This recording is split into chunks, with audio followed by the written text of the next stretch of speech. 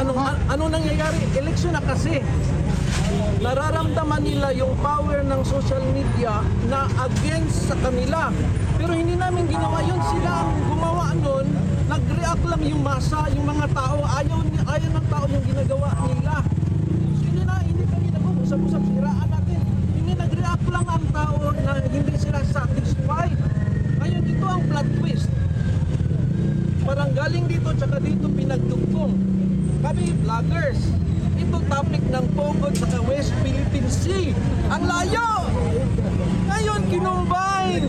Ang Pogod daw ang nag-funding sa amin para daw siraan. Plot twist. And ang hirap kami, ha? Ang hirap paniwalaan. So, kaya ayan. Nandito ako, may mga pasyente akong may sakit, may dengue, iniwang ko. Kasi gusto ko ipaglaban yung karapatan ko na hindi pwedeng ganunin dahil wala pong masilip sa akin na fake news po.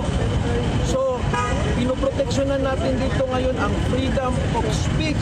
Dahil ang freedom of speech po, yan po ang thermometer ng demokrasya. Kung walang freedom of speech, pangit na ang demokrasya ng Pilipinas. So, wag po itong i-allow, wag po dapat itong tuloy para hindi matakot ang mga tao na magsalita. Yes.